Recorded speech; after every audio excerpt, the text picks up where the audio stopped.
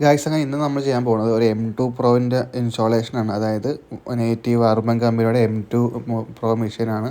അപ്പോൾ ആൾറെഡി നമ്മുടെ MIയുടെ machine hour ഉപയോഗിച്ചതാണ്. MIയുടെ service കിട്ടാത്തത് കൊണ്ടും അവർക്ക് ചെയ്യാൻ പറ്റാത്തത് കൊണ്ടും അങ്ങനെ MI എക്സ്ചേഞ്ച് ചെയ്ത് 2000 രൂപ എക്സ്ചേഞ്ച് വാല്യൂ അവർക്ക് കിട്ടി. എന്നിട്ട് അവർ ഇതാണ് മേടിച്ചത്, M2 Pro ആണ് മേടിച്ചേക്കുന്നത്. ഇതിപ്പോൾ 2 വർഷം കൂടുമ്പോൾ സർവീസ് ചെയ്താൽ മതി എന്നുള്ള സംഭവം ഉള്ളതുകൊണ്ട് മാത്രമാണ് അവർ മേടിച്ചേക്കുന്നത്. അതേപോലെ തന്നെ പ്രീ ഫിൽറ്റർ വരുന്നത് പുറത്താണ്, എല്ലാ കണക്ഷനും ചെയ്ത് വെച്ചിട്ടുണ്ട്. പിന്നെ നമ്മളതിൻ്റെ ഫിൽറ്ററും കാര്യങ്ങളെല്ലാം ബാക്ക് വാഷ് ചെയ്യണം. അപ്പോൾ ആ ഒരു പ്രോസസ്സ് കഴിഞ്ഞ് ഇത് ഫിറ്റ് ചെയ്യും. അപ്പോൾ ഇതാണ് അവരുടെ നേറ്റീവിൻ്റെ ഒരു ഹെൽത്ത് ബൂസ്റ്റർ പറയുന്നത്. പിന്നെ സെഡിമെൻറ്റ്, കാർബൺ, പിന്നെ മെമ്മറിയിൽ പുറത്തൊരു പ്രീ ഫിൽറ്റർ. അങ്ങനെ കറക്റ്റായിട്ട് പറഞ്ഞു കഴിഞ്ഞാൽ ഒരു 5 സ്റ്റേജാണ് ഇതിനുള്ളത്. പക്ഷേ ഇതിൽ പറയുമ്പോഴത്തേക്ക് ഒരു 10 സ്റ്റേജ് പറയും. അതായത് ഈ ഒരു ഹെൽത്ത് ബൂസ്റ്ററിൽ തന്നെ 4 ഒരു പ്യൂരിഫിക്കേഷൻ ഉണ്ടെന്നാണ് പറയുന്നത്. അങ്ങനെ പറയും.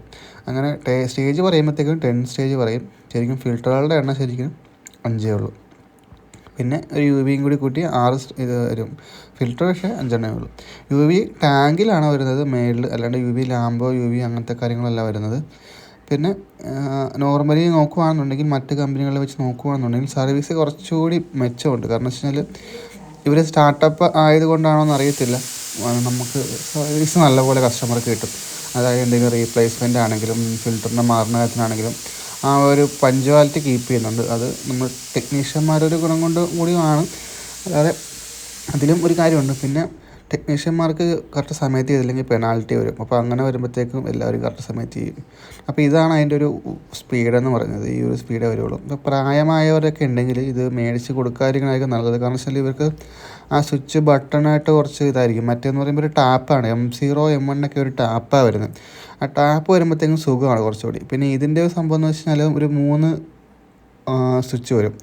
ആ 3 സ്വിച്ചിനെ എന്നെ ഇൻഡിക്കേഷൻ ചെയ്യണമെന്ന് വെച്ചാൽ ഒരു സ്വിച്ച് വന്നിട്ട് ഫ്രീ ഫ്ലോ ആണ്, കണ്ടിന്യൂസ് ഫ്ലോ ഇങ്ങനെ വന്നുകൊണ്ടേയിരിക്കും.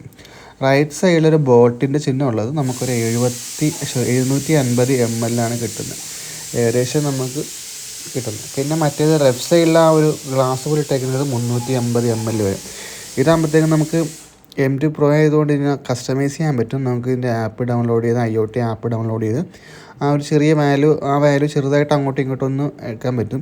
പിന്നെ ഇതിലിവർ പറയുന്നതെന്ന് വെച്ച് കഴിഞ്ഞാൽ ഇതിൽ എന്തോരം വെള്ളം യൂസ് ചെയ്തു, എന്തൊക്കെയാണ് ആ TDS ഔട്ട്പുട്ട് എന്നൊക്കെയുള്ള സംഭവങ്ങൾ വരുമെന്നാണ് പറയണത്. പക്ഷേ ഇതിൻ്റെ ഇൻസൈഡ് നമ്മൾ ചെക്ക് ചെയ്യുന്ന സമയത്ത് അങ്ങനത്തെ ഒരു മെഷീൻ ഇതിൻ്റെ വാല്യൂ ഒക്കെ ട്രാൻസ്ഫർ ചെയ്യാൻ പറ്റിയൊരു സംഭവം എന്ന് നമ്മൾ കാണുന്നില്ല. അതെനിക്കറിയത്തില്ല ഇതിൽ അത്രയ്ക്ക് പെർഫെക്റ്റ് ആണോ എന്നുള്ളത്. അപ്പം TDSൻ്റെ വാല്യൂ കാണിച്ചാലും നിങ്ങൾ TDS ഡയറക്റ്റ് ചെക്ക് ചെയ്ത് നോക്കുന്നത് നല്ലതായിരിക്കും. പിന്നെ അതേപോലെ തന്നെ കോർപ്പറേഷൻ വാട്ടറിൽ ഞാൻ എപ്പോഴും പറയാറാണ്, കോർപ്പറേഷൻ വാട്ടറിൽ ഇത് വെക്കാതിരിക്കുക. കാരണം എന്ന് വെച്ച് കഴിഞ്ഞാൽ ഇത് RO മെഷീനാണ്. RO മെഷീനാകുമ്പോൾ TDS പെട്ടെന്ന് കുറക്കും. അപ്പോൾ കുറച്ചിട്ടായിരിക്കും പിന്നെ കൂടുന്നത്. അപ്പോൾ ഒരു ആർട്ടിഫിഷ്യൽ TDS പോലെയായിരിക്കും വരുന്നത്.